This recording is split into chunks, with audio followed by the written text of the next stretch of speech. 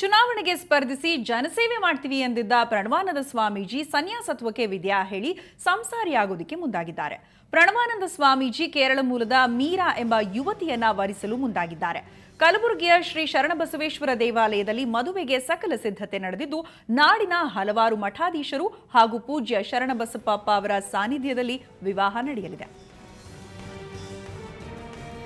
ಇನ್ನು ನನ್ನ ಮಠದ ಪರಂಪರೆಯಲ್ಲಿ ಗೃಹಸ್ಥಾಶ್ರಮಕ್ಕೆ ಅವಕಾಶ ಇದೆ. ಮಠದ ಪರಂಪರೆಯಂತೆ ಮದುವೆ ಆಗ್ತಿದ್ದೇನೆ.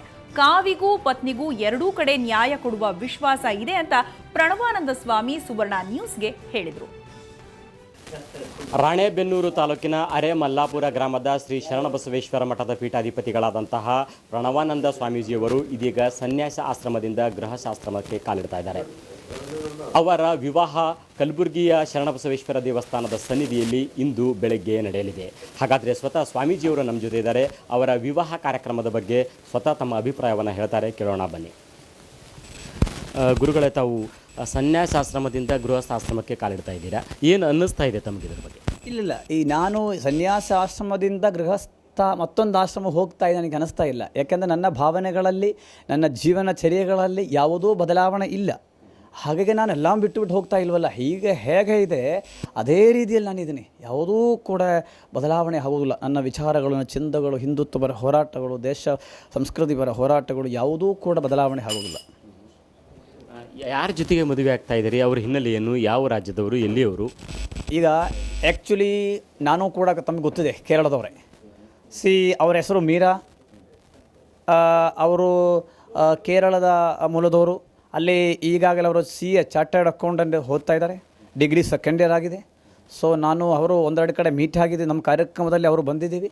ಸೊ ಅಲ್ಲಿ ಅವರು ಮಾತಾಡಿದರು. ಸೊ ನನ್ನ ವಿಚಾರಗಳನ್ನು ಹೇಳಿದರು, ಅವರು ಹೇಳಿದರು. ಸೊ ಅದು ಇದೆಲ್ಲ ಯಾರು ಹೇಳಿದ್ರಕ್ಕಿಂತ ದೇವ ನಿಯೋಗ, ದೇವರ ಇಚ್ಛೆ, ಶರಣಬಸಪ್ಪ ಇಚ್ಛೆ, ಆ ದೇವರ ಆಶೀರ್ವಾದ, ಭಕ್ತರ ಆಶೆ. ಈಗ ಈ ಗೃಹಸ್ಥಾಶ್ರಮಕ್ಕೆ ಪಾದಾರ್ಪಣೆ ಮಾಡಿದ ನಂತರ ಪ್ರಣವಾನಂದ ಸ್ವಾಮಿಗಳನ್ನು ಜನ ಯಾವ ರೀತಿ ನೋಡ್ಬೋದು? ಅಂದರೆ ನಿಮ್ಮ ಇದುವರೆಗಿನ ಕಠೋರ ಹಿಂದುತ್ವ ಆಗಿರ್ಬೋದು ಅಥವಾ ಜನಸಾಮಾನ್ಯರ ಪರವಾಗಿ ಹೋರಾಟ ಆಗಿರ್ಬೋದು, ಇದನ್ನು ಯಾವ ರೀತಿ ಜನ ನಿರೀಕ್ಷೆ ಮಾಡ್ಬೋದು? ಇದನ್ನು ಮುಂದುವರಿಸ್ತೀರಾ ಯಾವ ರೀತಿ? ನೋಡಿರಿ, ಒಂದು ಹೆಣ್ಣಿನೇ ತಾಯಿಯಾಗಿ ನೋಡ್ಬೋದು, ತಂಗಿಯಾಗಿ ನೋಡ್ಬೋದು, ಮಕ್ಕಿಯಾಗಿ ನೋಡ್ಬೋದು, ಕಾಮುಗಿಯಾಗಿ ನೋಡ್ಬೋದು, ಬೇಷಿಯಾಗಿ ನೋಡ್ಬೋದು. ಅವರವರ ಭಾವನೆಗೆ ಬಿಟ್ಟಿರತಕ್ಕಂಥದ್ದು. ನನ್ನನ್ನು ಈ ಥರವನ್ನು ನೋಡಿ ನನಗೆ ಒಂದು ನಮಸ್ಕಾರ ಮಾಡಿ ನನಗೆ ಈ ಥರ ಕಾಣಿಕೆ ಕೊಡಿ ನಾನು ಯಾವತ್ತೂ ಹೇಳಲ್ಲ. ಬರೋರು ಬರಲಿ, ಹೋಗೋರು ಬರಲಿ, ಬಂದರೂ ಒಂದೇ, ಬಂದಿಲ್ಲಾದರೂ ಒಂದೇ. ನಮ್ಮ ಜೀವನ ಪರಮಾತ್ಮ ಕೊಟ್ಟಿದ್ದಾನೆ, ಅವನು ಕರೆಯುವಾಗ ಹೋಗ್ತೀನಿ. ನಾನು ಯಾರೊಂದು ಏನೂ ವಹಿಸ್ತಾ ಇಲ್ಲ. ಆದ್ದರಿಂದ ನಾನು ಅದ್ರ ಬಗ್ಗೆ ಅವರು ಜನ ಮನಸ್ಸುಗಳಲ್ಲಿ ಒಳ್ಳೆಯ ಭಾವನೆ ಬರ್ತವಪ್ಪ, ಇದು ಮಾಡಿದ್ರಿಂದ ಕೆಟ್ಟ ಭಾವನೆ ಬರ್ತೀವಿ ಅಂತ ಯಾವತ್ತೂ ಕೂಡ ಅನ್ಕೊಂಡು. ಆದರೆ ನನಗೆ ಒಂದು ಖುಷಿ ಇದೆ, ನನ್ನ ತಾಯಿ ಇವತ್ತು ಖುಷಿ ಆಗ್ತಾರೆ, ನನ್ನ ತಾಯಿ ಖುಷಿ ಆಗ್ತಾರೆ. ಅದೊಂದು ಜನ್ಮ ಕೊಟ್ಟ ತಾಯಿ ನೋಡುವ ದೇವರಂದರೆ ಅವರು ಖುಷಿ ಆಗ್ತೇವೆ. ಮತ್ತು ಭಕ್ತರು ಕೂಡ ಅವರಲ್ಲಿ ತಿಳುವಳಿಕೆಯನ್ನು ಹೇಳ್ತಾರೆ. ಅವರೆಲ್ಲ ಕೂಡ ಈ ವಿಷಯ ಗೊತ್ತಾಗಿದೆ. ಮತ್ತು ನಾನು ಈ ಋಷಿ ಪರಂಪರೆಯನ್ನು ಫಾಲೋ ಮಾಡಿದೆ. ಮುಂದಿನ ದಿನಗಳು ಇದೇ ಥರನೇ ಇರ್ತೀವಿ. ಒಟ್ಟಾರೆ ಪ್ರಣವಾನಂದ ಸ್ವಾಮೀಜಿಯವರ ಪ್ರಕಾರ ನಾನು ಪಾಲನೆ ಮಾಡ್ತಿರುವಂಥದ್ದು ಮಠದ ಪರಂಪರೆಯ ಹೊರತು ಅನ್ಯವೇನೂ ಅಲ್ಲ. ಜೊತೆಗೆ ಕಾವ್ಯಗೂ ಮತ್ತು ಧರ್ಮಪತ್ನಿಗೂ ಎರಡೂ ಕಡೆ ನ್ಯಾಯ ಕೊಡಲಿಕ್ಕೆ ಸಾಧ್ಯ ಅನ್ನುವಂತಹ ಮಾತನ್ನು ಅವರು ಹೇಳ್ತಾ ಇದ್ದಾರೆ. ಸುವರ್ಣ ನ್ಯೂಸ್ಗಾಗಿ ಕಲಬುರಗಿಯಿಂದ ಕ್ಯಾಮ್ರಾ ಪರ್ಸನ್ ಇಂದ್ರಜಿತ್ ಜೊತೆ ಶರಣಯ್ಯ ಹಿರೇಮಠ.